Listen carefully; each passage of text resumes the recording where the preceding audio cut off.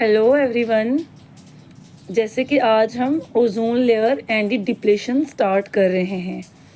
ये ozone layer क्या है, ओजोन लेयर कहाँ पाई जाती है, ओजोन लेयर के क्या फ़ायदे हैं, ओजोन लेयर हमें यूवी रेज से कैसे बचाती है, ओजोन डिप्लेटिंग सब्सटेंसेस कौन से हैं, आज वो सारी चीज़ें हम इस टॉपिक में कवर करेंगे। ये ओजोन क्या है?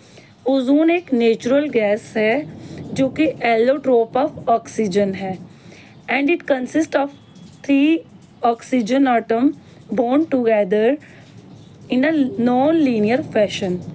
मीन्स कि ऑक्सीजन जो ओजोन है, ओजोन में 3O3 है, मीन्स 3 ऑक्सीजन आटम से ये ओजोन मिलके बनी है। ओजोन जो एक गैस है जो कंपोज होती है 3 आटम ऑफ ऑक्सीजन से। अब हमें ये देखना है कि ओजोन लेयर मीन्स कि 2 टाइप की लेयर्स हैं, एक गुड ओजोन है और एक बैड ओजोन है। जैसे कि गुड ओजोन नाम दिया है, ये हमारी स्ट्रेटोस्फेयर में प्रेजेंट होती है। इसको नाम गुड ओजोन क्यों दिया है? क्योंकि ये हमें सन की हार्मफुल यूवी रेडिएशन से प्रोटेक्ट करती हैं, इसीलिए इसको नाम दिया है गुड ओजोन। और जो बैड ओजोन है ये हमारी स्ट्रेटोस्फेयर में प्रेजेंट नहीं होती है, ये हमारी ट्रोपोस्फेयर में प्रेजेंट होती है। और ये बैड ओजोन क्यों नाम दिया है? क्योंकि ये जो यहाँ पे ओजोन होगी ट्रोपोस्फेयर में वो अच्छी नहीं होती है, क्योंकि ये क्या करती है कि स्मोक वगैरह की फॉर्मेशन करती है और ये हमारी जो एयर होती है उसको डर्टी करती है। और ये अच्छी भी नहीं होती है कि मतलब इस लेयर में अगर ओजोन होगी तो वो it is not good to breathe. So हमने देखा कि ओजोन O3 से मिलके बना है। ओजोन का केमिकल फार्मूला O3 है, मीन्स कि 3 आटम ऑफ ऑक्सीजन होते हैं। उसके बाद हमने देखा कि 2 तरह की लेयर्स होती हैं, एक गुड ओजोन और एक बैड ओजोन। आपको याद रखना है कि गुड ओजोन जो है वो हमारी स्ट्रेटोस्फेयर में प्रेजेंट होती है और जो बैड ओजोन है वो हमारे ट्रोपोस्फेयर में प्रेजेंट होती है।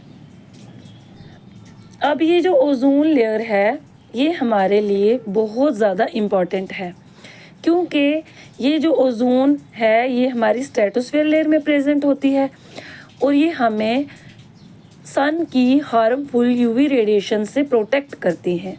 अगर ओजोन लेयर नहीं होगी तो हमें क्या होगा कि जो यूवी रेज हैं वो डायरेक्ट अर्थ तक आएंगी और उससे क्या होगा कि जैसे यूवी रेज से स्किन वगैरह सेल डैमेज हो जाएंगे, एजिंग वगैरह होगी, स्किन कैंसर होगा, ब्लाइंडनेस, कैटरेक्ट वगैरह, ऐसे बहुत सारी जो हार्मफुल रेडिएशंस की वजह से मतलब बहुत सारी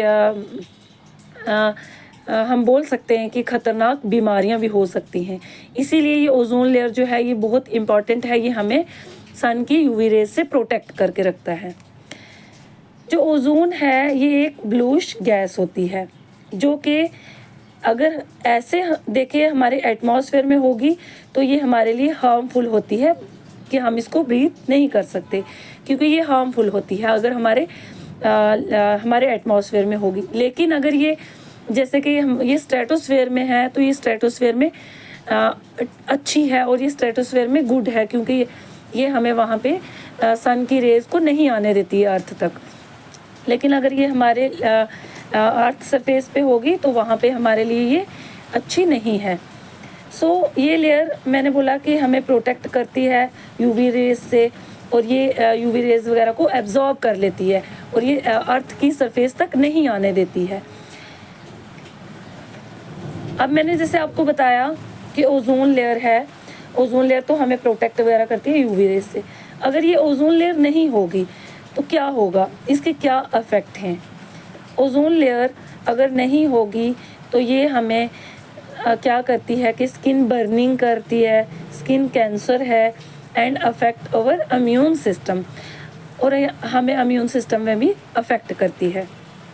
इसीलिए ओजोन लेयर जो है वो स्ट्रेटोस्फेयर में उसका होना बहुत इम्पॉर्टेंट है ताकि वो हमें इन सारी चीज़ों से बचा के रखे। अब कि जैसे कि ओजोन लेयर है तो ओजोन लेयर को हम protective shield of the ozone layer भी कह सकते हैं। क्योंकि ये क्या करती है कि जो म्यूटेशन वगैरह का रिस्क होता है उसको रिड्यूस करती है।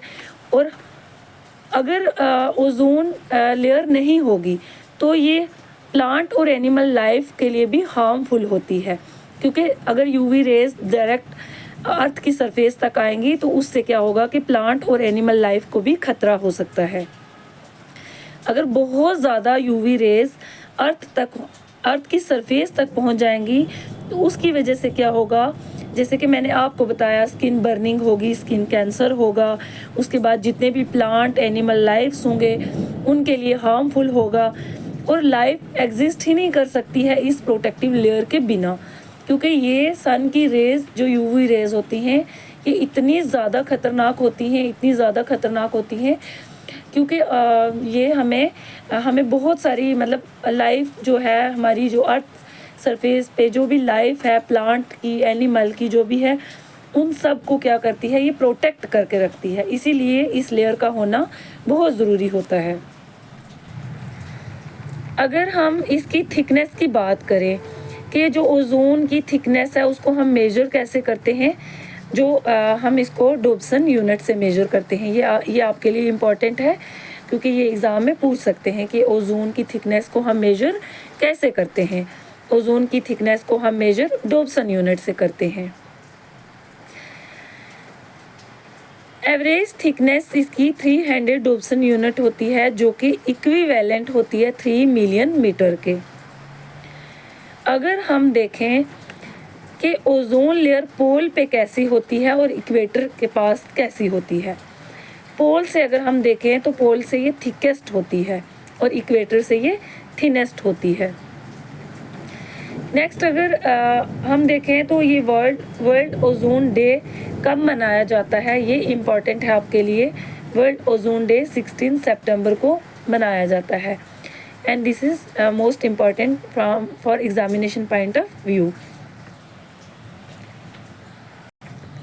नेक्स्ट हम देखेंगे कि जो ये ओजोन है इसकी फॉर्मेशन कैसे होती है। देखो ओजोन कैसे बनता है। ओजोन जो बनता है, जैसे ये जो रिएक्शन हो रही है, इस रिएक्शन को हम फोटोकेमिकल रिएक्शन बोलेंगे, जिसमें क्या होता है कि जो ओजोन है वो स्प्लिट होती है, मतलब O2 स्प्लिट होगी, मीन्स टूटेगी। कैसे टूटेगी, जब यूवी रेज इस पे पड़ेंगी उसके बाद ये स्प्लिट होगी अलग अलग ऑक्सीजन मॉलिक्यूल में, और हीट भी रिलीज होगी with large amount of heat release होगी। अब क्या होगा, जैसे ये ऑक्सीजन मॉलिक्यूल यूवी रेज की वजह से स्प्लिट हो गया, नेक्स्ट जो ओजोन O2 होगा दोबारा से ऑक्सीजन मॉलिक्यूल होगा, ये इस ऑक्सीजन से जो यहाँ पे स्प्लिट होके बना था, इससे जब ये रिएक्ट करेंगे तो O2 जब ऑक्सीजन के साथ रिएक्ट करेगा तो O3 बनेगा। आपको ये ऐसे याद रखना है कि फोटोकेमिकल रिएक्शन है। फोटो का मतलब होता है लाइट, मींस कि सनलाइट की मींस यूवी रेज वगैरह इससे रिएक्ट करेंगी, जो भी हमारे एटमॉस्फेयर में ऑक्सीजन वगैरह होती है उससे रिएक्ट करके पहले उसको स्प्लिट करेगी, मींस कि उसको तोड़ेगी अलग अलग ऑक्सीजन में, फिर से जो ऑक्सीजन मॉलिक्यूल होगा वो दूसरे सिंगल ऑक्सीजन से रिएक्ट करेगा, और रिएक्ट करने के बाद O3 की फॉर्मेशन होगी। अब जो ये पूरा प्रोसेस है, मींस कि ओजोन कैसे बना, कैसे स्प्लिट हुआ, इस पूरी जो साइकिल जिसके थ्रू ये ओजोन की फॉर्मेशन हो रही है उसको हम चैपमैन साइकिल बोलेंगे। ये आपको याद रखना है, ये आपको ऊपर से याद रखना है कि O3 की फॉर्मेशन कैसे होती है। आपको याद रखना है कि फोटोकेमिकल रिएक्शन हो रही है, और जो भी साइकिल जिसके थ्रू ये मतलब ओजोन की फॉर्मेशन हो रही है उसको हम चैपमैन साइकिल बोलते हैं। ये तो हमने देखा कि ओजोन लेयर क्या है और कहाँ पे होती है। आपको मैं रिवाइज कराती हूँ कि ओजोन लेयर जो है ये एक O3 मतलब एक गैस होती है, कलरलेस गैस होती है, ये एक ब्लूइश गैस होती है, एक टॉक्सिक गैस होती है, जो कि अगर हम ओजोन की बात करें तो ओजोन हमारी स्ट्रेटोस्फेयर लेयर में प्रेजेंट होती है, और स्ट्रेटोस्फेयर में लेयर में अगर ओजोन प्रेजेंट होगी तो उसको हम बोलेंगे कि वो गुड ओजोन है। हमने गुड इसलिए बोला क्योंकि जो ये ओजोन लेयर है ये एक पूरी लेयर होती है, ठीक है। ये हमें सन की यूवी रेज से प्रोटेक्ट करके रखती है। मीन्स कि जितनी भी लाइफ ऑन अर्थ है उन सब को प्रोटेक्ट करती है। यूवी रेज क्या होती हैं? मीन्स इसको अल्ट्रा वायलेट रेज बोलते हैं।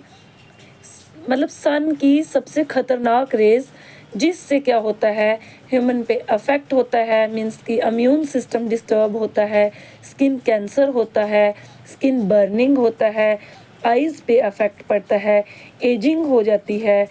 एंड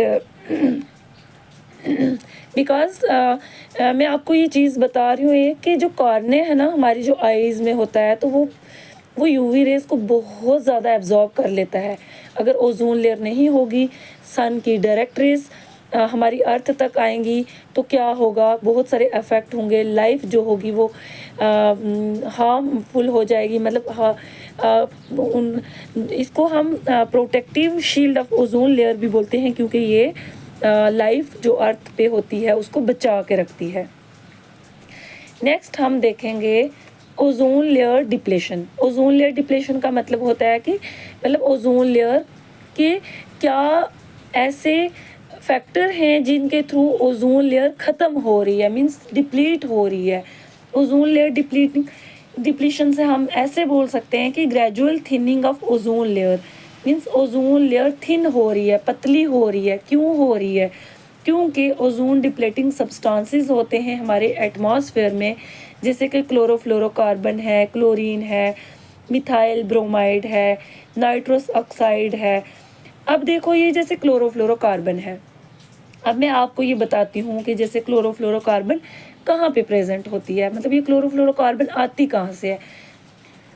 आप ना घर पे कूलर वगैरह यूज़ करते हैं, फ्रिज यूज़ करते हैं, एसी वगैरह यूज़ करते हैं, इन सब में कौन सी गैस प्रेजेंट होती है?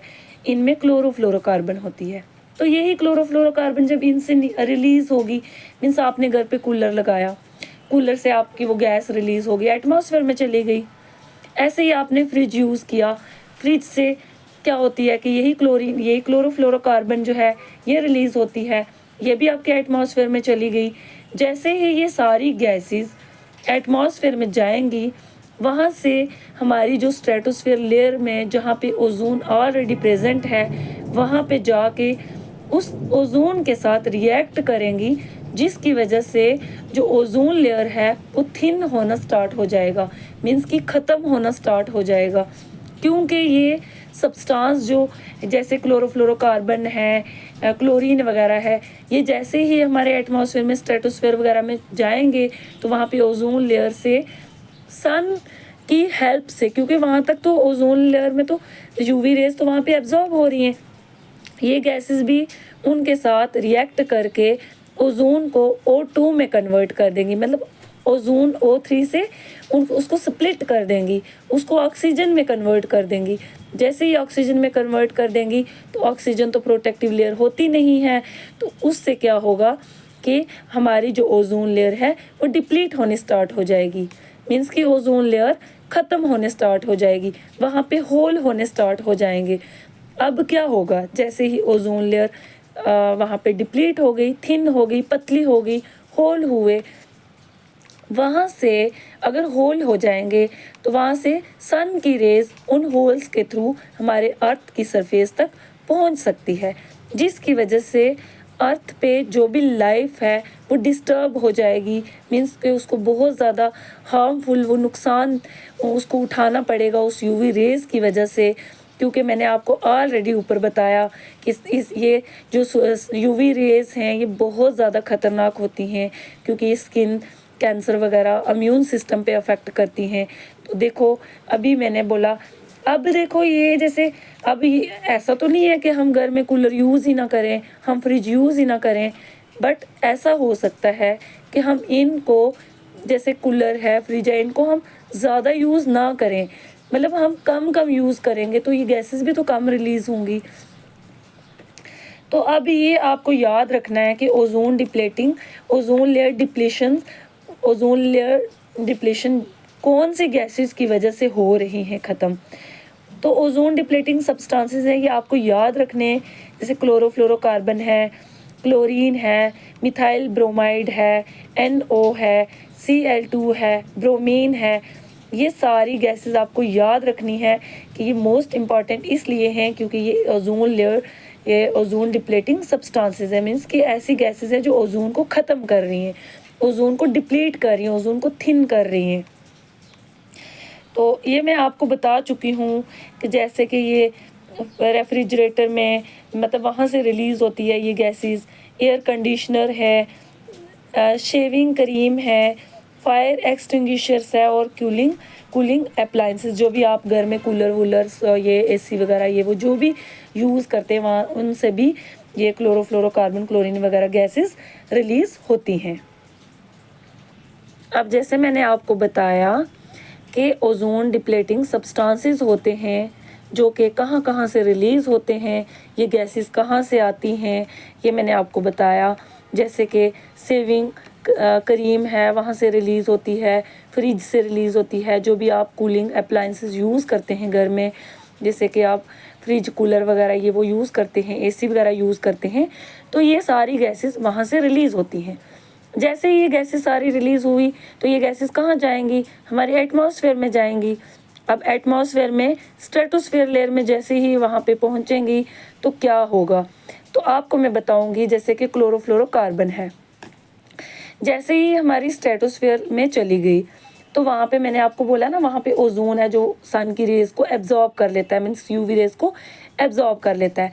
देखो ये गैसेस भी वहाँ पे स्ट्रेटोस्फेयर में चली गई, ओजोन ऑलरेडी वहाँ पे है, तो यूवी रेज़ क्या करेगा, जो सन की रेज़ है मतलब यूवी रेज़ अल्ट्रावायलेट रेडिएशंस हैं वो ब्रेक करेंगी इनको, और क्लोरोफ्लोरोकार्बन से जो क्लोरीन मॉलिक्यूल है उसको रिलीज़ कर देंगी।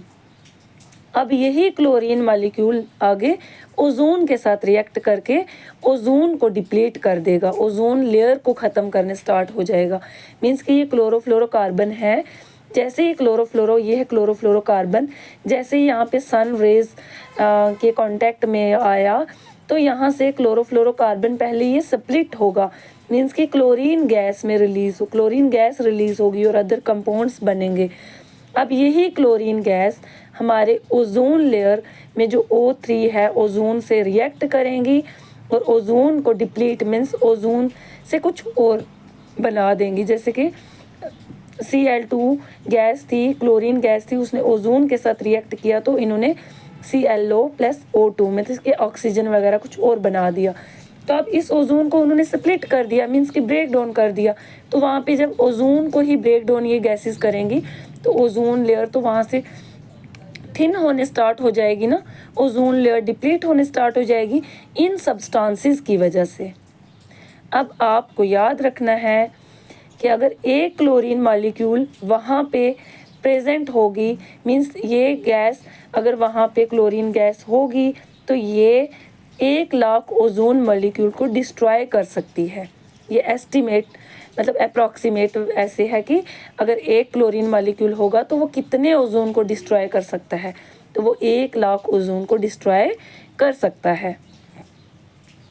अब आपको ये याद रखना है क्योंकि ये एग्ज़ाम में ऐसा क्वेश्चन आ सकता है कि जो मेजर ओजोन डिप्लेटिंग सब्सटेंसेस कौन कौन से हैं और उनका सोर्स क्या है। फॉर एग्जांपल क्लोरोफ्लोरोकार्बन है, जो क्लोरोफ्लोरोकार्बन है ये क्लोरोफ्लोरोकार्बन मैंने आपको बताया कि कहाँ कहाँ से है, इसका सोर्स क्या है, मतलब इसकी ये गैस कहाँ से आती है। जैसे कि रेफ्रिजरेटर से, एसी से, सॉल्वेंट से। तो ये आपको याद रखना है कि क्लोरोफ्लोरोकार्बन जो ये गैस है ये मेजर ओजोन डिप्लेटिंग सब्सटेंसेस यही है। सबसे ज़्यादा मतलब ओजोन को ख़त्म करने वाली गैस कौन सी है, ये क्लोरोफ्लोरोकार्बन है, और ये फ्रिज, एसी और सॉल्वेंट से ही रिलीज़ होती है। नेक्स्ट है कार्बन टेट्राक्लोराइड। अब ये कार्बन टेट्राक्लोराइड कहाँ से रिलीज़ होती है, जैसे सॉल्वेंट है, फायर एक्सटिंग्विशर वगैरह जो भी यूज़ होते हैं वहाँ से रिलीज़ होती है। नेक्स्ट है मिथाइल क्लोरोफॉर्म, जिसका केमिकल फार्मूला है CH3Cl। ये एडिसिव और एरिसोल्स वहाँ से रिलीज़ होती है। नेक्स्ट है हाइड्रोफ्लोरोकार्बन, ये फायर एक्सटिंग्विशर और सॉल्वेंट से रिलीज़ होती है। नेक्स्ट हमारा नाइट्रोजन ऑक्साइड, ये ऑटोमोबाइल्स मीन्स गाड़ियों वगैरह से जो भी धुआं वगैरह निकलता है तो वहाँ से ये गैस रिलीज़ होती है। जो भी इंडस्ट्रीज़ वगैरह से गैस रिलीज़ होती है, धुआं वगैरह जो भी है, ऑटोमोबाइल वगैरह से जो भी वहाँ से जो गैस रिलीज़ होती है वो नाइट्रोजन ऑक्साइड है, मीन्स NO है। हेलोन्स कहाँ से रिलीज़ होती है, मीन्स ये गैस कहाँ से, इसका मेजर सोर्स क्या है, फायर एक्सटिंग्विशर। तो ये आपको टेबल याद रखना है, एग्ज़ाम में यहाँ से क्वेश्चन पूछने के चांसेस बहुत ज़्यादा होते हैं। अब मैंने आपको बताया कि ओजोन क्या है, ओजोन लेयर कहाँ है, ओजोन लेयर हमें किन किन से प्रोटेक्ट करती है, मेजर ओजोन डिप्लेटिंग सब्सटेंसेस कौन कौन से होते हैं। तो ये सारी चीज़ें आपको अच्छे से तैयार करनी है, क्योंकि ये क्वेश्चन यहाँ से बाहर से नहीं आता है, क्वेश्चन वो यहीं से पूछते हैं। तो आप मेरे ये हैंड रिटन नोट्स हैं, ये मैंने बहुत मेहनत से बनाए हैं। आप मेरे ये नोट्स जो हैं आप मेरे नोट्स से कॉपी कर सकते हैं और नोट्स शॉर्ट नोट्स बना सकते हैं। सो यहाँ पे मैं आपको थोड़ा एक्स्ट्रा इन्फॉर्मेशन इसकी रिलेटेड देती हूँ कि जैसे देखो हमने बोला कि ओजोन डिप्लेटिंग सब्सटेंसेस वगैरह होते हैं या कुछ भी होते हैं, जैसे ऐसी गैसेस होती हैं जो इनको ख़त्म कर रही हैं, ओजोन को ख़त्म कर रही हैं। तो ऐसे क्या पॉलिसीज़ वगैरह होंगे या क्या रूल्स होंगे, ऐसा क्या होगा कि इन गैसेस को हमें कम करना है, इन गैसेस का यूज़ कम करना है। तो उसके लिए कुछ मेजर जैसे पॉलिसीज़ वगैरह हैं मैं आपको बताऊंगी। जैसे मॉन्ट्रियल प्रोटोकॉल है। अब ये मॉन्ट्रियल प्रोटोकॉल जो है ये 1987 में प्रपोज्ड हुआ था कि जो ये गैसेस हैं इनकी प्रोडक्शन, जो इन ओजोन डिप्लेटिंग की इंपोर्ट एक्सपोर्ट हो रही है, तो इनका जो यूज़ हम कर रहे हैं उसको कम करना था। मेन जो मॉन्ट्रियल प्रोटोकॉल का एम ये था कि जो ये हम मेजर ओजोन डिप्लेटिंग सब्सटेंसेस है इनका यूज़ कम करना है। नेक्स्ट हम देखेंगे कि देखो मैं आपको ऐसे ही बता देती हूँ कि इन्वायरमेंटल इफेक्ट ओजोन लेयर के, जो ओजोन डिप्लेशन के इन्वायरमेंटल इफेक्ट क्या क्या होंगे। देखो effect of human and animal health. यहाँ पे क्या होगा कि मैंने आपको पहले भी बताया कि आईज डिजीज़ होंगी, स्किन कैंसर होगा, इन्फेक्शियस डिजीज़ होगी। उसके बाद ये एक्सपेरिमेंटली प्रूफ है कि यूवी रेडिएशंस जो हैं, जो हमारी आईज़ की लेंस होती है और जो कॉर्निया होती है उनको डैमेज करता है। उसके बाद जो हमारे इम्यून सिस्टम को अफेक्ट करता है, स्किन कैंसर कॉज करता है, इन्फेक्शियस एजेंट और अदर एजेंट जो होते हैं, जो भी डिजीज़ वगैरह से जो भी हमारे से फाइट करते हैं ना, उन सबको क्या करता है कि उन पे अफेक्ट करता है। उसके बाद अगर हम देखें कि अफेक्ट टेरेस्ट्रियल प्लांट पे क्या होता है, तो प्लांट वगैरह पे भी बहुत ज़्यादा क्या होता है कि अगर यूवी रेज वगैरह होंगी तो वो उस पे भी बहुत ज़्यादा अफेक्ट होगा। नेक्स्ट देखो जैसे एक्वेटिक इकोसिस्टम है, एक्वेटिक इकोसिस्टम पे भी बहुत ज़्यादा इसका अफेक्ट होगा, क्योंकि जैसे कि एक्वेटिक लाइफ, एक्वेटिक मीन्स पानी में जैसे फिशेस होती हैं, श्रिम्प्स होते हैं, क्रैब्स होते हैं, अम्फीबियंस होते हैं, अदर एनिमल्स होते हैं। तो बहुत सारे एनिमल, उनकी जो भी अर्ली डेवलपमेंटल स्टेज है, तो ये यूवी रेडिएशंस जो हैं वो क्या करती हैं कि डैमेज कॉज करती हैं। और उसके बाद उनकी जो रिप्रोडक्टिव कैपेसिटी होती है उसमें भी मतलब उसको भी डिक्रीज़ कर देती हैं। और जो भी एक्वेटिक लाइफ वगैरह अगर यूवी रेज बहुत ज़्यादा होंगे तो एक्वेटिक लाइफ को भी डिस्टर्ब कर सकती है। उसके बाद जो ये ओजोन डिप्लीशन का अफेक्ट होता है ये जियोकेमिकल साइकिल्स पे भी होता है। उसके बाद एयर क्वालिटी पे अफेक्ट हो सकता है। और उसके बाद जो भी मटेरियल्स वगैरह हैं उन पे अफेक्ट कॉज कर सकता है ये। अब जैसे मैंने ये कुछ पॉइंट्स हाईलाइट किए हैं, तो ये इम्पॉर्टेंट पॉइंट्स हैं, एग्जामिनेशन पॉइंट ऑफ व्यू से ये बहुत ज़्यादा इम्पॉर्टेंट है, आप यहाँ से शॉर्ट नोट्स बना सकते हैं। और अगर आपको मेरा ये वीडियो लेक्चर अच्छा लगे तो प्लीज़ मेरे चैनल को लाइक कीजिए, कमेंट कीजिए और सब्सक्राइब कीजिए और ज़्यादा से ज़्यादा शेयर कीजिए। और अगर आपको कोई भी डाउट हो, आपको कोई भी कहीं से भी अगर आपको समझ नहीं आ रही है या आपको कहीं लग रहा है कि ये कुछ मिस्टेक वगैरह है, तो आप प्लीज़ मुझे कमेंट सेक्शन में पूछ सकते हैं। और अगर आप चाहते हैं कि ऐसे ही मेरी नेक्स्ट वीडियोस आएँ तो प्लीज़ आप ज़्यादा से ज़्यादा लाइक कीजिए, इसको ज़्यादा से ज़्यादा शेयर कीजिए, ताकि मुझे भी अच्छा लगे कि हाँ भाई मेरा भी कंटेंट अच्छा है, या मैं अच्छे से पढ़ा सकती हूँ, या मैं अच्छे से पढ़ा रही हूँ।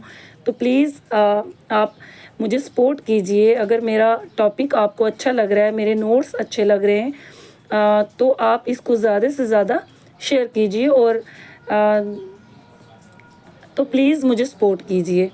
तो अगर आपको कहीं पे भी लगता है कि मेरे पढ़ाने में कुछ भी कमी है, या मैं कहीं से भी कुछ आपको समझ नहीं आ रही है, तो प्लीज़ आप मुझे कमेंट सेक्शन में बिना डाउट पूछ सकते हैं। अब जैसे ये कुछ अफेक्ट्स हैं, जैसे मैंने यहाँ पे हाईलाइट मैंने कहा ना, मैंने ये आपको बताया है, जैसे स्किन कैंसर है, आई कैटरेक्ट है, इम्यून डिसऑर्डर है, plant growth reducing, agriculture productivity, large number of land animal become blind. तो ये कुछ अफेक्ट हो सकते हैं।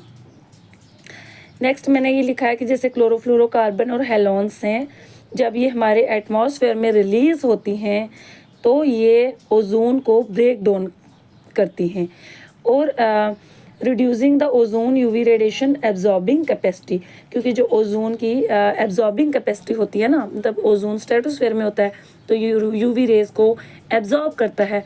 अगर ये गैसेस होंगी क्लोरोफ्लोरोकार्बन और हेलोन, तो ये ओजोन की जो एब्जॉर्बिंग कैपेसिटी वहाँ पे है उसको रिड्यूस कर देता है।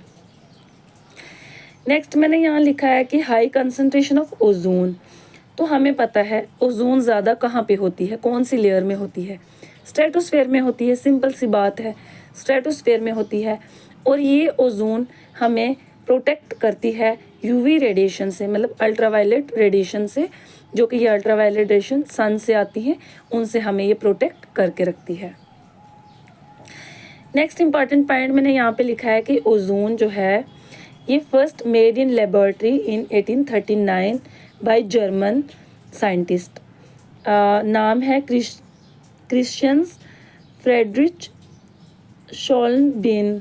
ये कुछ नाम है, ये आप देख लीजिए कि ये ओजोन जो है ये सबसे पहले 1839 में जर्मन साइंटिस्ट थे जिन्होंने ये कुछ डिस्कवर वगैरह किया कि ये ओजोन उस लेबोरेटरी में, मतलब उन्होंने डिस्कवर किया था। नेक्स्ट इंपॉर्टेंट पॉइंट मैंने लिखा है कि जो एंटार्क्टिक जोन ओजोन होल है वो one of the deepest largest gap in the ozone layer in last 40 years has closed according to WHO। Next chlorofluorocarbon, ये आपको याद रखना है, ये मोस्ट इम्पॉर्टेंट है कि ये एक मेन ओजोन डिप्लीटिंग सब्सटेंस है, मीन्स ये ओजोन लेयर को डिस्ट्रॉय करती है, और ये मेन है, क्लोरोफ्लोरोकार्बन ही एक मेन गैस है जो ओजोन को डिस्ट्रॉय करती है। अब ओजोन डिप्लीटिंग सब्सटेंसेस मैंने आपको यहाँ पे बताया था, जैसे कि क्लोरोफ्लोरोकार्बन है, हेलोन्स है, हाइड्रोकार्बन है, जैसे रेफ्रिजरेंट वगैरह से जो भी गैसेस रिलीज़ होती हैं, सॉल्वेंट से, प्रोपेलेंट से और फोम ब्लोमिंग एजेंट से जो भी रिलीज़ होती हैं वो ओजोन को ख़त्म करती हैं, ओजोन को थिन करती हैं। ये ओजोन डिप्लीटिंग सब्सटेंसेस होते हैं। नेक्स्ट इंपॉर्टेंट पॉइंट है कि ओजोन जो है ये एक पेल ब्लू गैस है जो pungent means chlorine like smell है। ओजोन की अगर देखा जाए तो क्लोरीन की तरह स्मेल है इसकी भी। ओजोन लेयर को डिस्कवर किया था फ्रेंच फिजिस्ट ने जिनका नाम था चार्ल्स फैब्रे ने और हेनरी बसन ने 1913 में। ये कुछ इम्पॉर्टेंट पॉइंट्स थे। आज हमने जैसे कि ओजोन लेयर और ओजोन डिप्लीटिंग सब्सटेंसेस जो भी था, और इसके लिए जैसे मॉन्ट्रियल प्रोटोकॉल वगैरह ये आया था कि जो भी ये गैसेस है इनको स्टॉप करना है, मतलब इनका यूज़ कम करना है। तो ये था आज का हमारा टॉपिक।